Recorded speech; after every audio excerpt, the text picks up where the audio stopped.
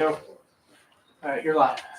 All right. Okay, welcome everybody to a meeting of the CPC's. Use your mic. Oh, no, it's not on.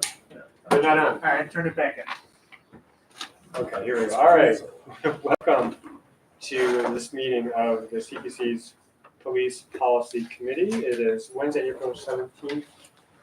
It is 5:45 p.m. We're starting late, and we're going to end early because there's another meeting at 6:30. So we will get going. We have a roll call. Terry Wong. Present. Alana Garrett Ferguson.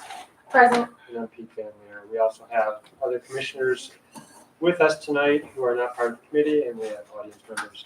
So welcome everybody. The agenda is, again, it's going to be short. I think we're going to keep this meeting to about a half hour. Are there any comments about the agenda? Okay. All right. Is there any public comment? If you were to keep it brief, if there is, because we're tight on time. Brief. Go for it. You'll have to use one of those microphones.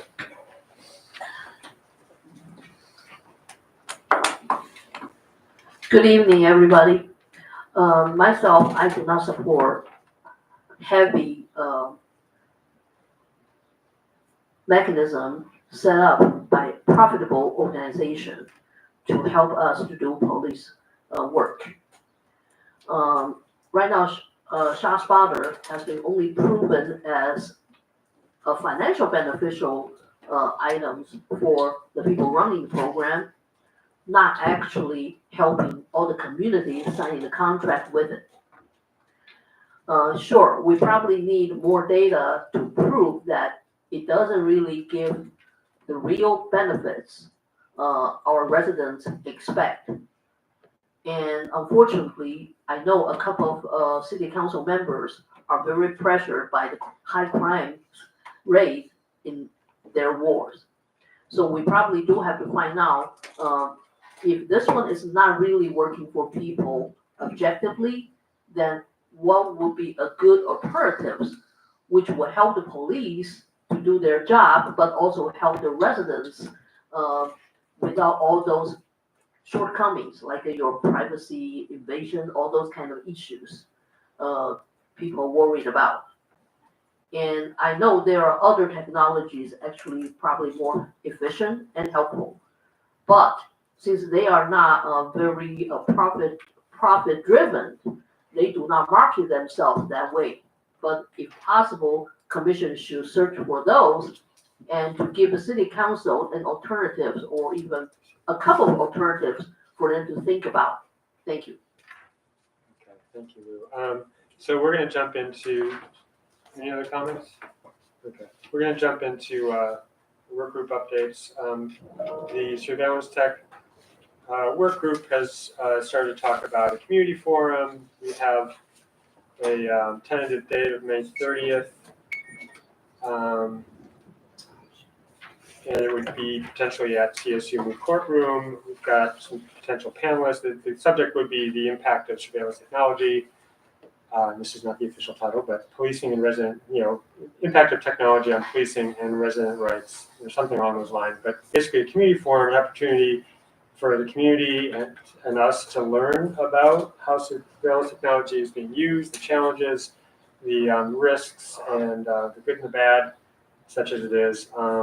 We've got somebody, Jonathan Whitmer-Rich from CSU is tentatively on board, Gary Daniels of the ACLU, Latanya Goldsby, Citizens for Safer Cleveland, and Black Lives Matter.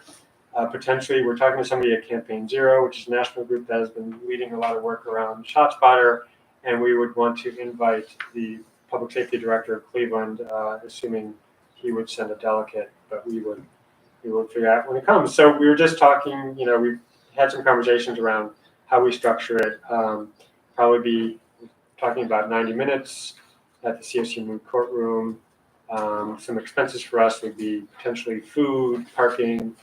Often in things I'm involved with, we try to optionally pay stipends to panelists. Many of them don't need them, but if we have people from the community, that might make sense.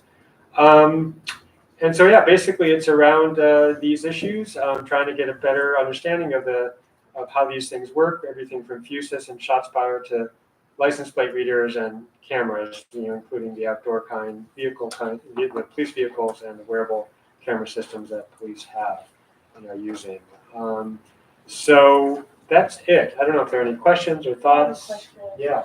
I know, because Commissioner brought this, Pooja brought this up a few months ago. Do we find anyone with a tech background? Or I know from the tech committee meeting that we went to, there was someone there from the city, I forgot his name, that I can go back and look on the email, who does all the technology for the city, but maybe having someone who can really explain the technical side of like how and answer those questions around privacy issues, how the technology works, where's the data, that type of thing. It might be beneficial. I know the city has someone who works there, and I don't know if we want to just use someone intern, or we want to look for someone that has a tech expertise that's outside the city. But I think we need some type of tech expert on that panel. Yeah, my suggestion was actually more like scientific, not necessarily technical. I know who you're talking about. There was a person, Someone turn there. there is a person, Ms. Carlton, she's the IT liaison. It was the other That man. other gentleman who Yeah. was talking. So I agree that someone that can explain the technology to people that know, understanding it's possible. It could be someone from media that has done research on this. I don't know. That could be a possibility too. Yeah, so as we look at this, even some of the current people might actually be able to do that, but we'll find out for sure what, and try to make sure that happens. So. Was there anyone, I know that one attorney that was on the work group from CSU Law, does he have a tech background, or he was just, in law? Kind of. I mean, privacy, right? Brian Ray. So Brian Ray, yeah. So I've talked to Jonathan Whitman-Rich, and I haven't talked to Brian Ray, but it could be like we might see which one of them would be better. And if Brian, since he is like this nationally known surveillance tech expert, it might be better to have him. But we can figure If that he's out. available, yeah. Yeah, And I just then- haven't had a chance to talk to him yet. I also talked to Mr. McHugh today. He has we can just find he's had some kind of user experience as like a police detective, so that might be beneficial. But I think we just need to coordinate and find because it's not very short time, right? It's like a month and a half to plan this. And just get it go. And it doesn't have to be perfect. I'm imagining it'd be very, very introductory, Yeah. So we can, but have a buy-in, like let's think about why would a community member want to know more after this? It's probably a lot of things we don't know, right, about these technologies and how they will be, but it's just an informative meeting to get them. I would really focus on their questions too. I agree, and I know from talking to community members, there is one of the things they're really concerned about is the doorbell camera thing, and I know that came up before. I think you got there at our TAC meeting. And I can go more into it when we get to that report, but there's like a really interesting partnership, private-public partnership that I think that the community will want to know more about and want to be aware of when it deals with the doorbell cameras and just cameras in general and how they're actually being utilized. Yeah, it's all wrapped into the Fusus system. I know with the businesses and the public, the outdoor cameras, not even the doorbell cameras, which is the private residences, but the businesses there's like 2,000 of them that are part of the system already. Mm-hmm. So. And you're going around and shopping. Yep. So yeah, that's definitely. All right. So I think we've got like a general framework. I don't want to spend too much time on this, and we'll be, we can keep sharing information as it comes together. But this is all great input. All right. The next thing on the agenda for the surveillance tech work group is wearable camera systems. I know you had an initial conversation, the meeting I missed, and then we had another initial conversation. We didn't go too in depth with it. It sounds like there wasn't that much of a conversation in either meeting, but you had said the in-car cameras are going to be, might be a training on that coming up soon, so that might be a priority. It's also thinking that is also part of this community forum, so there's a learning opportunity there as well. Right, so the division at our TAC meeting, Chief Todd said that she wants to start training by May. It's a camera that is, maybe commanders, that is inside the car and does also, so it's a broad field, if there are people detained in the back, that they will be there. So it is, I don't think it's necessarily that much controversy. I don't know exactly what the training would involve. The other thing we talked about, because there's 3 WCS wearable camera system GPOs, we had talked about something outside, is that the issue of whether an officer that is involved in a shooting, do we want to write a separate GPO to see whether, to limit their ability to watch the footage before they make their first statement. This is a suggestion. It's already in the policy. Oh, is it? Okay. Yeah, I believe it is. The only way they could do it is if the commander gave them permission, and he's not going to do that. Okay, so that's great. So that was a good suggestion from the police executive forum, research forum. So we didn't really go through it yet, so thank you for, that's very good. And it's not, it's not to limit the officer's rights, but in those cases, we want to, and I think it's some of the standards are based on social science. It's not true. I think, people can remember what has happened. So, that's it. So I think, I don't think, Commander Simon, is there any urgency with it? What are the other general updates with the wearable camera system GPOs that? There's not a lot to the wearable camera. We have a lot of the in-camera stuff.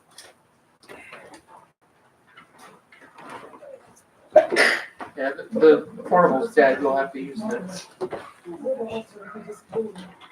There were not a lot of updates to the actual wearable camera portions of the policy. We did add some stuff that we're still discussing with the unions around secondary employment, but mostly was adding the in-car camera language, which operates very similar to the wearable camera, so it just made sense to include it in that policy. And then for structure and ease of officers searching the policies, we broke it up from 1 policy into 3. And just kind of broke it down to make it easier for officers. Okay.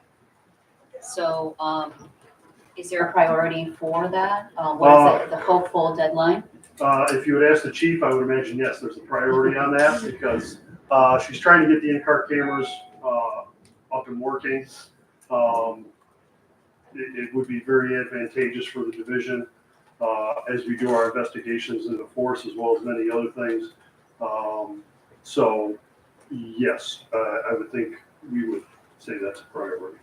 Yeah, well, that's good to know, so we can Right. talk about that in Right. the other group. The other thing with the wearable camera systems is I asked public safety if because I have heard anecdotal evidence from testimony from officers that because it's a 12-hour shift, they've had to go back and get another camera. So we're trying to maybe assess the technical capabilities of that camera and design a solution for a longer shift. Yeah, we're already working on that solution. As a matter of fact, it's part of the policy, and we're going to actually be pushing it out as a divisional notice that if officers are on downtime, they're on lunch, they're writing reports, whatever, they have a cord that they can plug the camera into in order to charge it back up. The storage is fine. It's a matter of the power. So we are actually moving forward with that to try and help officers keep the cameras working for their entire shift. So what I just asked is that the officers they said they were told to extend the battery, and they knew just from cell phones it's not the best way to maintain the battery. That doesn't void the warranty to treat it in a different way. That I don't know.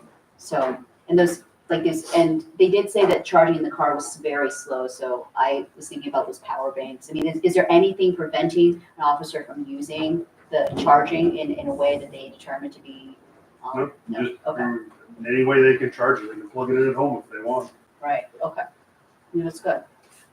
It's a long shift, Yeah. Yeah. Thank you. Great, thank you. Next, well, the behavioral health crisis intervention, we don't have Commissioner Benito, so we'll skip that. Vehicle pursuit and pursuit investigation team. Commissioner Gary Ferguson.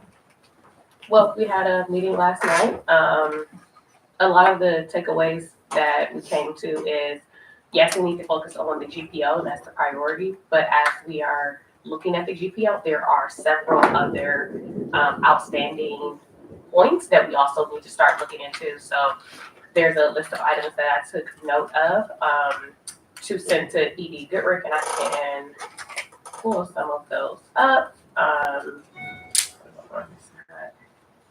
I just got into my system. Where's the notebook?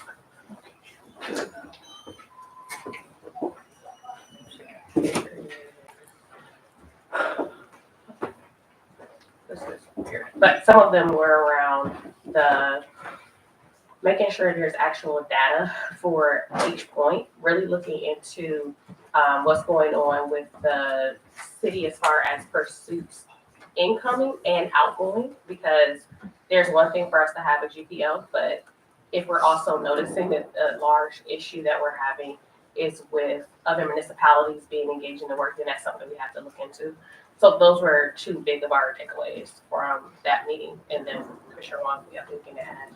Yeah, so I think that, and maybe the commanders can comment, what I was concerned about, because the policy, correct me if I'm wrong, was adapted in 2015 after Timothy Russell and Melissa Williams. The data, I would like to know what data existed before 2015 to be able to do a comparative analysis of the two GPOs. Do you have, is it about the same type of data that was taken before? Do you know?